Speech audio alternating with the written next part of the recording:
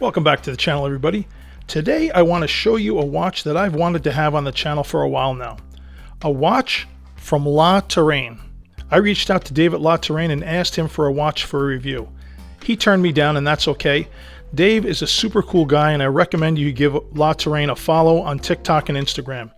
He's always posting updates, and if you want to peek behind the Microbrand watch curtain, Dave is very accommodating. So instead, a fellow YouTuber, Big Wrist Syndicate, was kind enough to loan me his watch for this review. You should definitely check out his channel, and I'll leave a link.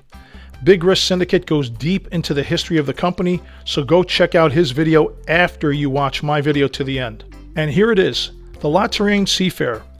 Very nice packaging. It's a full kit and then some. The first thing I noticed when opening the box is the detail and how Touraine is very detail oriented. From the CAD drawing of the movement and the thank you note on the inner lid of the box, to the quality of the sizing tool, to the rubber and NATO straps at each end with the sign buckles facing you. The FKM rubber strap is attractive, a very nice thickness, and it's soft, so I'm sure it's going to be very comfortable. It's also got quick release spring bars, making the changeover very, very easy. The NATO strap is a soft nylon and not stiff. This is my favorite type of NATO strap because it's very, very comfortable. And I have to say this strap felt very familiar to me because it appears to be the same strap as the ones that I buy from Amazon. Here you can see the two side by side. It's the same strap, the same buckle, the same keepers. They may be a $9 strap on Amazon, but they're the only NATO straps I use because they are that good. Here I'm just showing you two examples, but I own a good 10 of these straps in 18, 20, and 22 millimeters. I'll leave an Amazon link to where you could find these straps. And I'm glad that Touraine didn't treat these straps as an afterthought. They included straps I'd want to use instead of straps I'd never use because they're cheap or made of poor materials or they're itchy and uncomfortable, and I'd eventually replace them. These are excellent straps. Now let's look at the watch. It is slim, 11.5 millimeters slim, thanks to the Miyota 9015 movement and this flat sapphire crystal. And just take a look at the accuracy of this Miyota movement. You really can't ask for anything better. Touraine did an excellent job of regulating this movement. This watch is also smooth everywhere. There are virtually no sharp edges or hot spots anywhere on this watch. The design of this watch, to me, is a little Submariner and a little Seamaster. The Submariner with its ceramic bezel and 60-minute graduation, along with the Sub's inverted triangle at 12 o'clock. And then you have the rest of the indices with the date window at the 6 o'clock, along with the wave pattern on the dial that reminds you of a Seamaster. So you could see where the watch got some inspiration, but then Touraine made it its own. There's an overlay of the North Star along with the waves on the dial. They went with sword-style hands instead of the played-out Mercedes hands, and the silver Touraine logo really does a great job at catching the light. Unfortunately, it's not the darkest in here, but it's got great lume and a combination of BGW9 on the indices and C3 on the hands and the bezel. Not just the pip, but also the 60-minute ring, which is fantastic. For me, it's a great size at 43 millimeters, and thanks to those aggressively turned down lugs, its 48.5 millimeter lug-to-lug wears very comfortably. So it wears much smaller without sacrificing wrist presence. I love 5-link bracelets.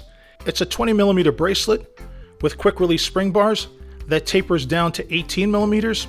It's a wonderful combination of both brushing and polishing, and it feeds down to a double push button deployment clasp.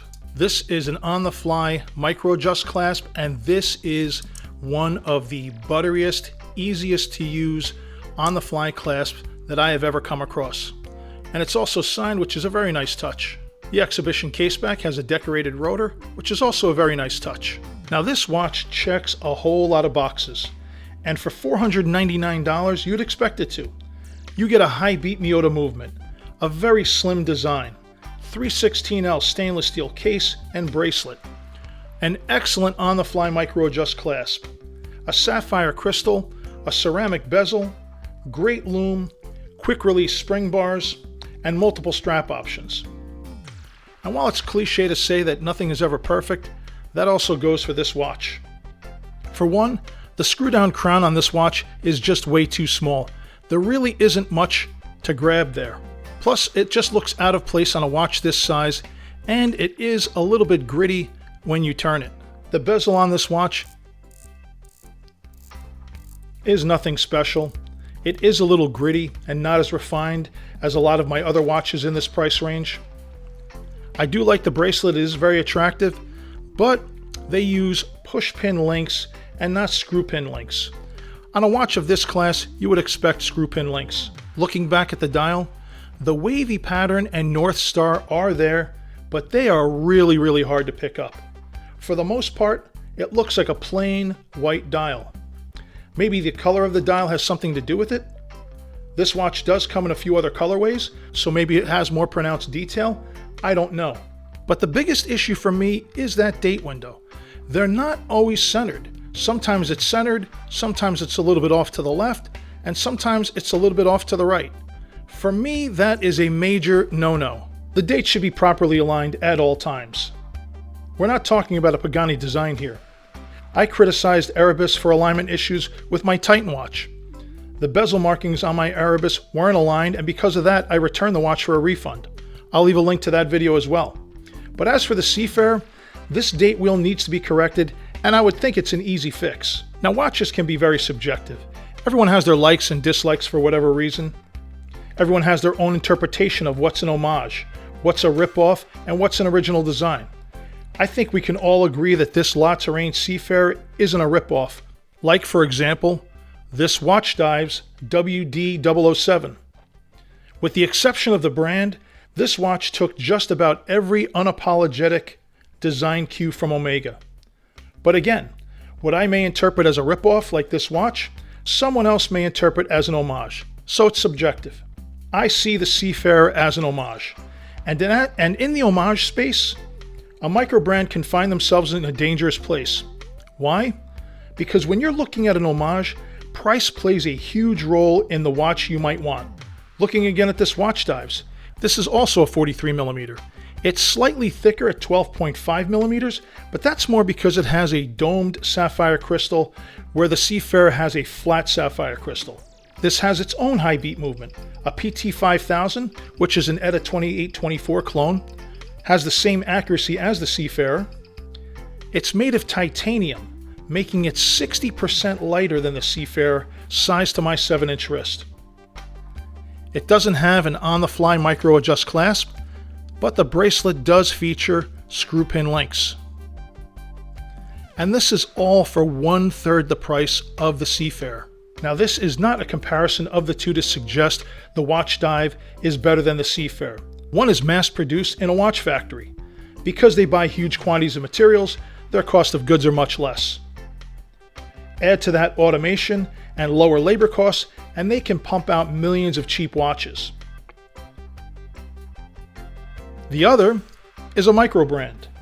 Scale, production costs, expenses, etc. are very different. And in the end, factory or micro, it comes down to making money for these companies. But from a consumer's perspective, it's about value and saving money, because watches are a luxury, not a necessity. We're cutting into our disposable income for something that we don't need. And I'm not talking about original designs. Original designs are very different. I'm talking strictly homages. And looking at homages, whether that homage comes from a factory brand or a micro brand, do we as a consumer really care about how the sausage is made? But this too is subjective. I hope you made it to the end of this video, and if you did, please take a second to like, hype, subscribe, comment, thank, share. Whatever you can do to support the channel would be greatly appreciated. Thanks again as always, and I'll see you in the next video.